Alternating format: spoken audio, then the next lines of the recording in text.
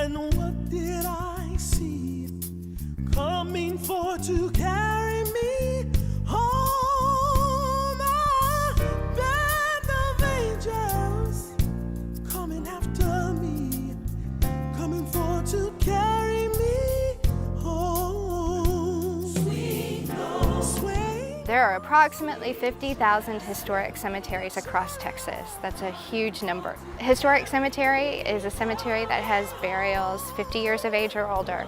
By law, cemeteries are dedicated land only for that use.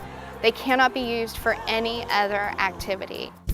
Texas is blessed with a diversity of historic cemeteries, ranging from a single burial to a hillside filled with markers. The importance of preserving the cemetery history from a genealogy aspect is that residents get to know who their family members are. A lot of people don't realize that the people who are buried in these cemeteries, that they're related to them. Graves are a very important aspect of genealogical research because so often records have been lost, especially in the South. Many records were burned, and you won't have a link to your ancestor. That's why every person's grave is important, no matter who it is. And preservation of monuments and headstones for future generations is a link to the past.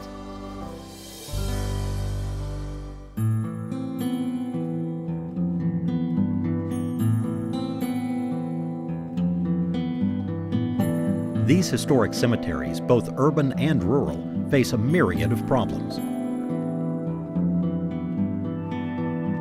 The pollution and the foot traffic and the automobile traffic, it seems to make the headstones deteriorate a lot quicker and a lot faster.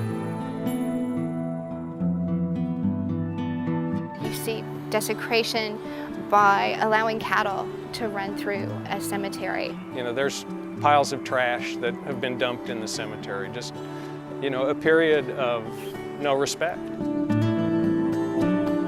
In particular, Hollywood, I mean, I look at the, you know, the natural elements, the forces of nature. Hollywood has a ravine, so we have some erosion problem presently, drainage issues. Back then, the graves, you know, there were no liners or vaults as we know of today, so they were wooden caskets. So that's why when you go in a lot of the older cemeteries, you'll see dips or whatever because they have collapsed. The value of these sacred places cannot be overstated.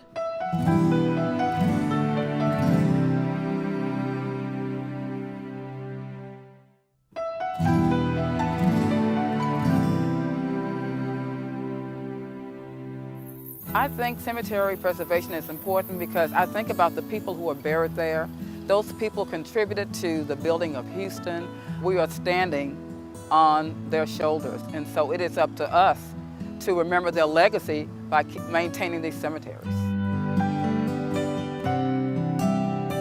When I go into Hollywood and I'm looking at the entire cemetery, I don't have a favorite spot or a certain grave. I love, you know, to clean any and every grave, you know, show them all a little respect. Many of our members volunteer their time to complete surveys of the graves within a cemetery as a research tool for future generations. This is very important. It's not just the preservation of the headstones, but it's the recording of the headstones. The state of Texas offers guidance for those seeking to preserve historic cemeteries. The RIP Guardian statewide network of cemetery preservation volunteers is one of the newer programs of the Texas Historical Commission. It is one of the services, one of the key services that we offer. And it's a way for cemetery preservation volunteers to meet each other, share ideas, and connect and share those statewide. Service organizations such as the Daughters of the American Revolution often support cemetery preservation. Cemetery preservation and rehabilitation fits perfectly within the DAR's objective of historic preservation, education, and patriotism. Many people think of the DAR as a Ladies Who Lunch organization, when in fact we're a hands-on service organization.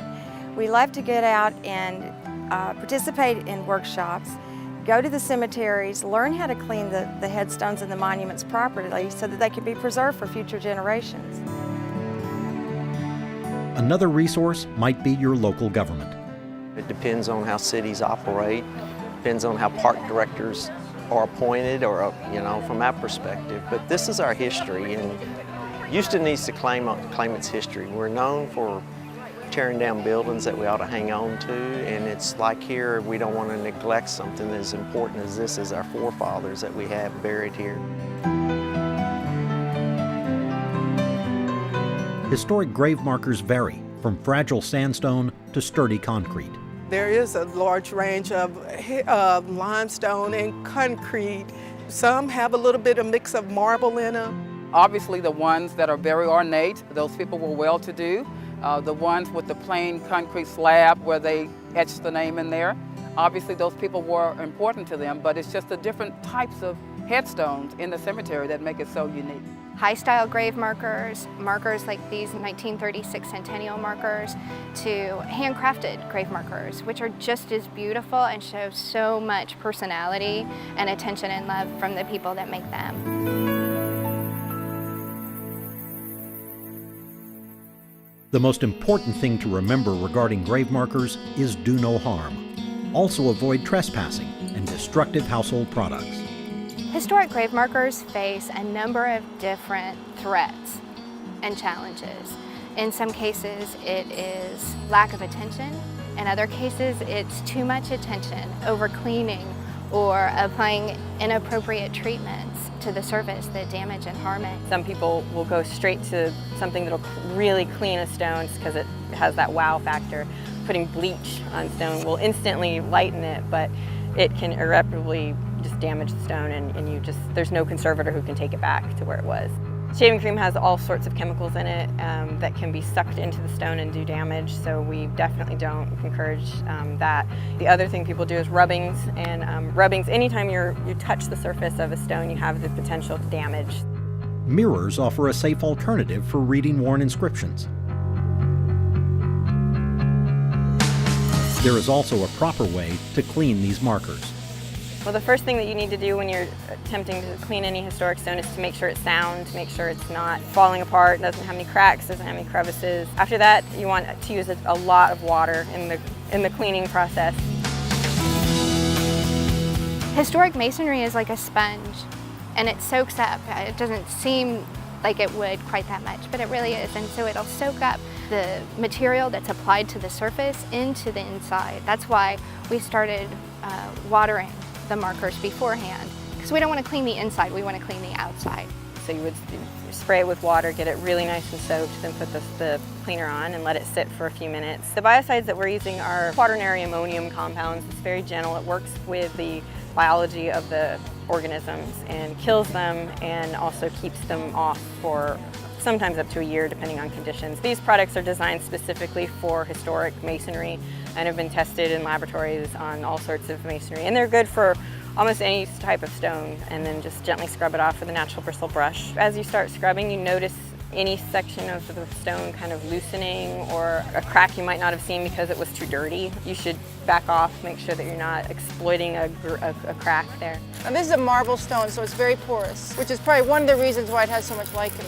Basically, they taught us to do gentle cleaning, very little abrasion, and this tongue depressor works actually really well. Make sure that the stone never dries, because that would mean that the product has dried in it, and we don't want that. And then at the end, just kind of rinse it off and make sure that everything is very, very well rinsed, and then wait and see if it improves over time. Biological cleaning agents work over time. So the application you see today will improve the appearance. In a week, you will see an even marked appearance. It's not the Statue of Liberty, it's not the Lincoln Memorial, but it is a memorial to a man who died for his family in Houston at a very historic period. One of the charming things about a historic cemetery is that it looks historic. The purpose of cleaning is very clear. You know, you want to make sure that you can read the inscription. You want to make sure that they have the best possible appearance that they can while maintaining that historic ambiance.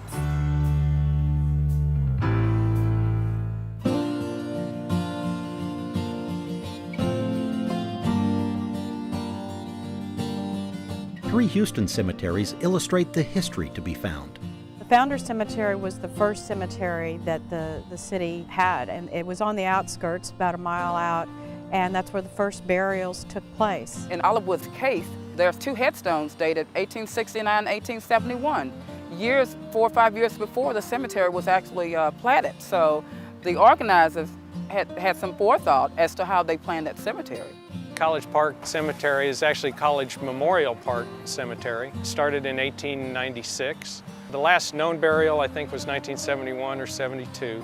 And since that time, it was basically ignored. You could drive down Dallas Street, the street that it fronts on, and not know that it was a cemetery. It was so overgrown.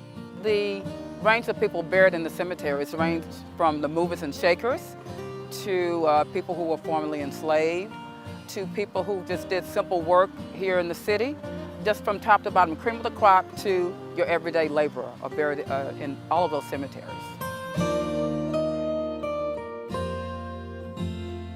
You could actually use this cemetery as the basis for a curriculum of Texas history based upon the people, the experiences that they had. Signers of the Declaration at Bear, people who survived the runaway scrape. There were signers of the Texas Declaration of Independence, as well as the first Commodore of the Texian Navy. We have World War I and World War II veterans. We have Buffalo soldiers that buried at Olivewood and at College Park as well. I have been, researching some of the early burial practices of African Americans, and I can see a lot of it in Olivewood, inverted writings, seashells. You will see a lot of pipes. And I really think that Olivewood, when it was originally platted in about 1875, sometimes I think, why did they pick that location?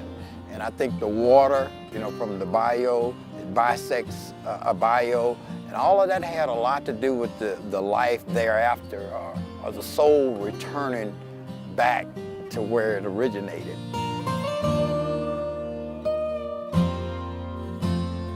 The DAR does focus on Revolutionary Patriots' graves, and we are very fortunate here in Texas to have many patriots buried in our state. We're very proud of the research that we've done and recorded for the African American patriots, the Hispanic patriots, and the American Indian patriots. They were all a very big force in the formation of our country. The other piece of history that I find very interesting is really the story of the racial prejudice that created the problem for the cemetery since the 70s. No one cared about it. People were there that should have known better. That's a very sad thing, a very difficult part of the history of America, and even that story, I think, is worth saving so it doesn't get repeated. It's important for those interested in cemetery preservation to utilize available resources. Groups that are participating in the program here in Houston, which we really do appreciate those groups' support, have an opportunity to say to the city, this is what we've been doing, and a way for them, the city, to respond in turn and continue to give assistance. One of the things we really wanted to put here was to change the fencing out for this park. It's a small piece, but it changes the cemetery dramatically. And we're very happy to have the group out here working on the headstones. We are by no means understand how to maintain headstones, but we can do the grass and we can make it look park setting. It's opening this conversation and having open dialogue with local volunteers, statewide volunteers, genealogy groups, county historical commissions. We've found a lot of new friends through our standard constituency, and then we've also found new friends just because they found us and our services on the internet. The backbone of cemetery care is the volunteers.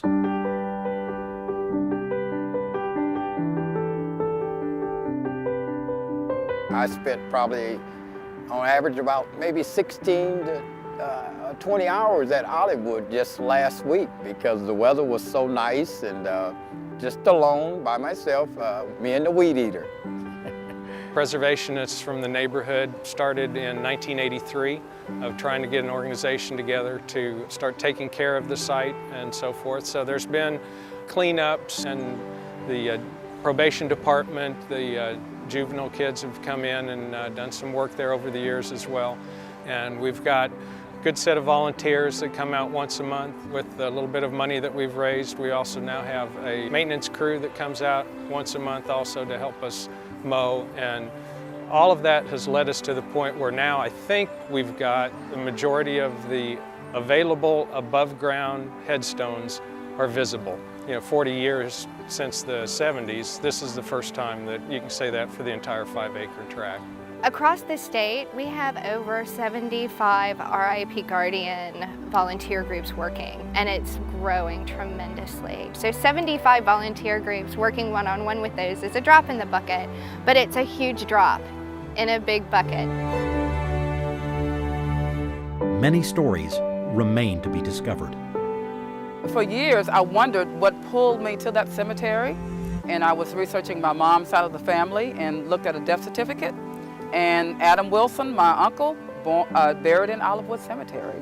It was a total surprise to me, buried in 1925. As a child, I would visit cemeteries with my grandmother. We would go every Sunday, and it was a very social event.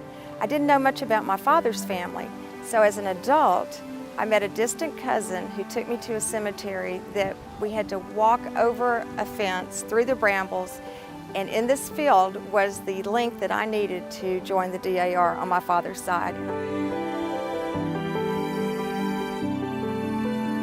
I was just reading something that said our heritage is our past, our legacy is our future, and the present is our responsibility. And one thing that I really always think about is a lady that died last year, and she spent so much time, on the history of some of the people that were buried in Hollywood, and her phrase was, the first generation knows, the second generation remembered, and the third generation forgot. So I'm one of those that refuse to just forget.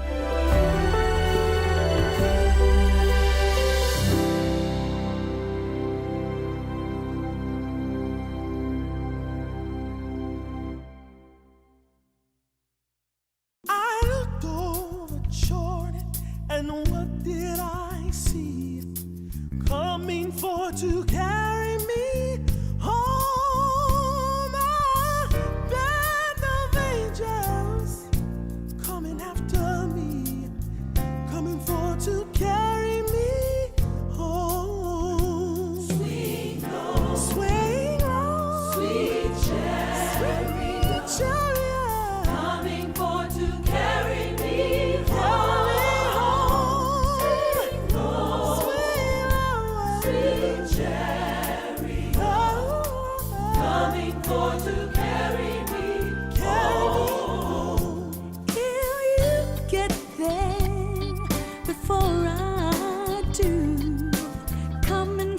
To carry